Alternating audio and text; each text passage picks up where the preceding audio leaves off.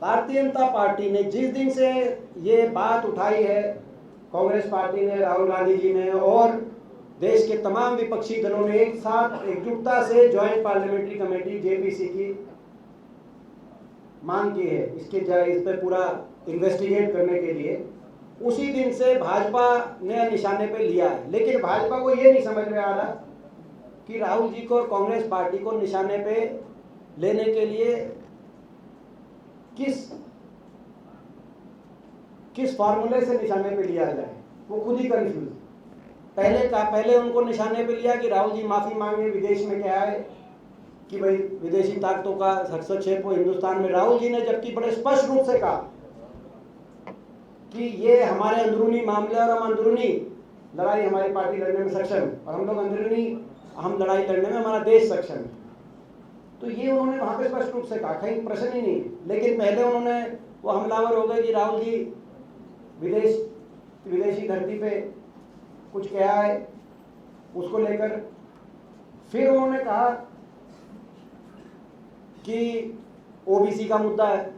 BJP खुद ही confuse है, वो केवल आवाज दबाने के लिए तरह तरह की, आप समझ सकते हैं कि ये भी इनकी नीयत का पर्दाफाश होता है भाजपा की कि केवल वो आवाज दबाना चाहती है, कोई एक मुद्दे पे नहीं टिके वो, फिर दूसरा मुद्दा उठा लेगी तो ओबीसी के खिलाफ बोल रहे हैं। जबकि सब जानते हैं उनका भाव कोई ओबीसी के या किसी वर्ग विशेष के बारे में कोई टिप्पणी करने का ना था ना हो सकता। वो केवल और केवल भाजपा के भ्रष्टाचार को उजागर करने का उनका भाव था। देश समझता है, देश हर बात को, हर वाक्य को और हर व्यक्ति की भाव को, भाषा को समझता है। मगर उन्होंने कहा कि ओबीसी का मुद्दा है।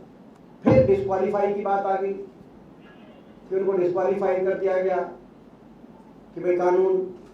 तो ये मैं समझता हूं कि ये भाजपा की नीयत को, बीजेपी की नीयत को, जो उन्होंने एकदम से राहुल जी को निशाने पे और राहुल जी पर भाजपा राजनीतिक प्रहार, मगर प्रहार करते करते उनको ये नहीं समझ में आ रहा कि प्रहार क्या, किस स्ट्रेटजी के साथ, किस फॉर्मूले के साथ करें।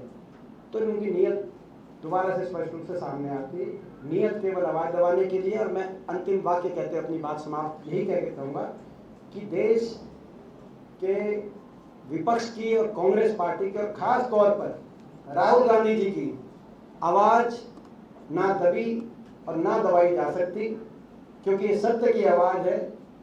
अगर राष्ट्रहित की कोई बात आएगी तो कांग्रेस पार्टी राहुल गांधी जी के नेतृत्व में हम लोग ये बात उठाएंगे